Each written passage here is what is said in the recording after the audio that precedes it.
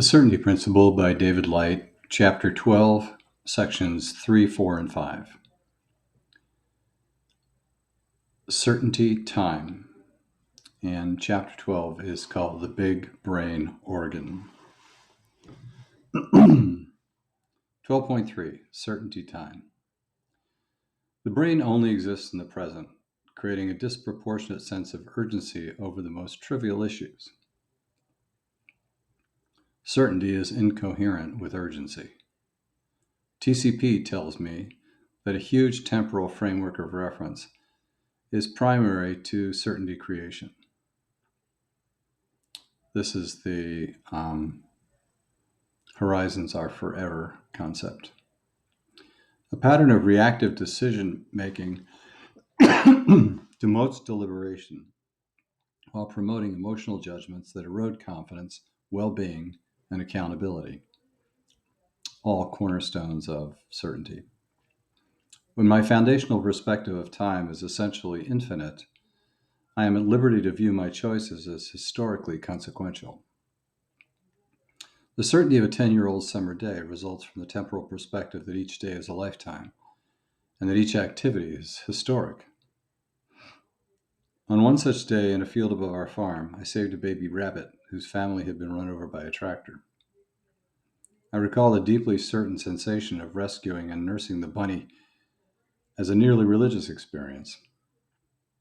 The impact of that day echoes even today, and has no doubt influenced thousands of subsequent choices. It is a testimony to the timelessness of authentic experience. An identity-free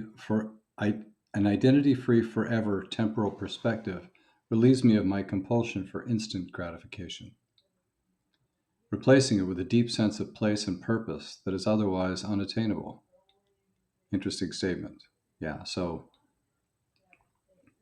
basically you can never find certainty if you're compelled to gratification. 12.4, brain validation. Interesting photograph here. Thought that was quite a creative construct. If you can't see it, what I'm referring to is that brain with a noose on the end of it. A little severe, but gets my point across.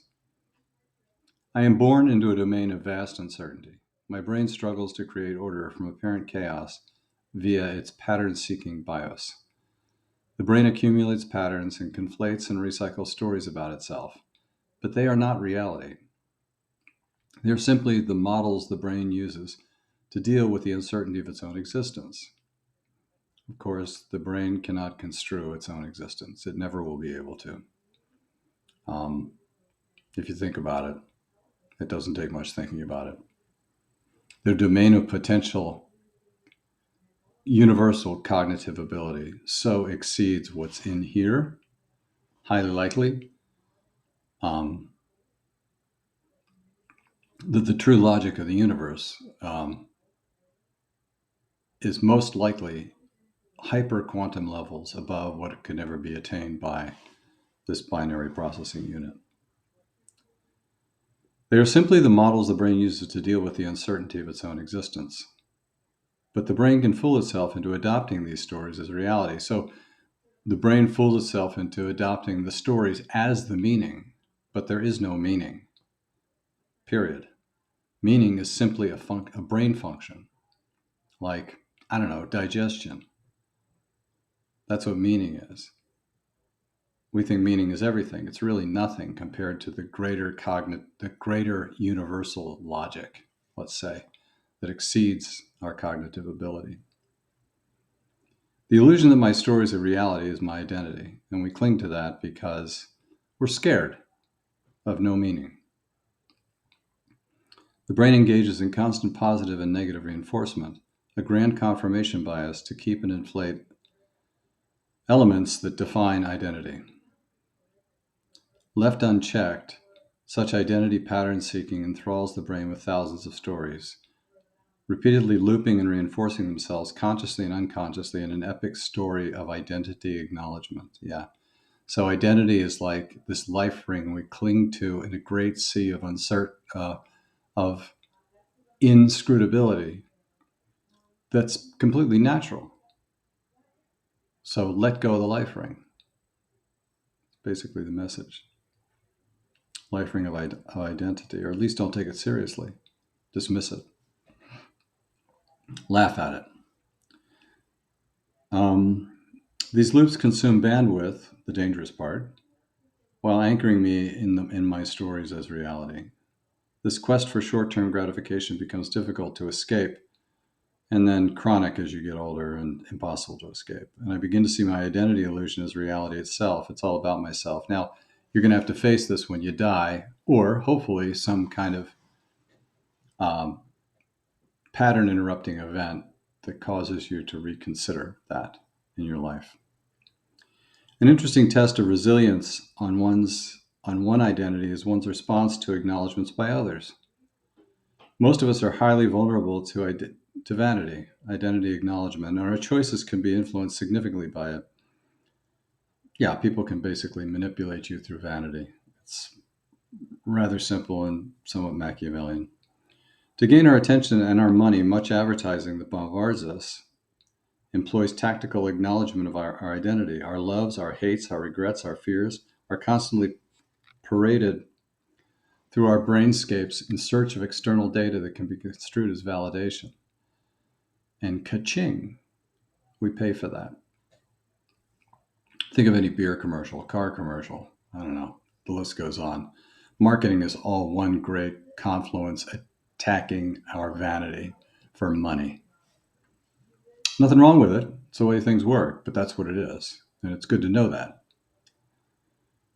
All marketing is basically leveraging our vulnerability to meaninglessness by creating these artificial meanings that then we pay for. Church is the same way. In short, to make accurate choices, chronic threat and regret result when our stories dominate and distort reasoning. So, yeah, as we get older, we realize this is poor gruel for the real emptiness. Chronic threat and regret result when our stories dominate and distort reasoning, impeding the struggle to behave intelligently and reasonably. In short, to make accurate choices of action. Yes, that's why if we don't deal with this, then we make a bunch of stupid decisions. The brain problem. Certainty is what remains when there is no problem.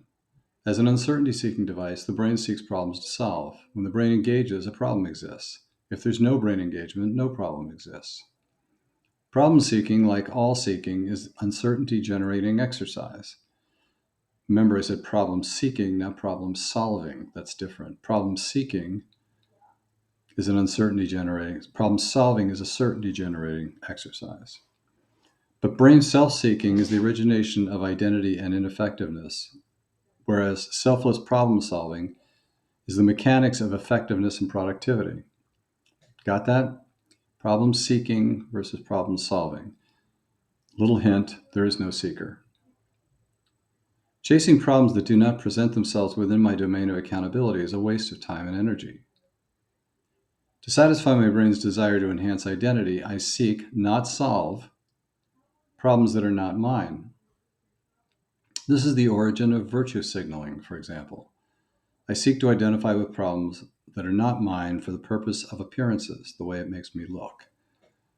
It happens all the time, like environmental crusades, buying organic stuff. I mean, it has validity, right? But not when I make a point of it. You know, a lot of politics is wrapped around this. Certainty reinforces that my brain has no purpose beyond the inherent mandate that I am born to deliver on. Yeah, that is so critical. The brain's a problem solving device, period. The only problem is when that extrapolates into vanity. I am born to deliver on based on talent and skill. Neglect my mandate, I'm good for little more than fertilizer.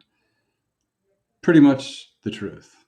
Animals are more functionally important than a human being who's pissing away his time. Um, Pretty much worthless. Pretty much get rid of them.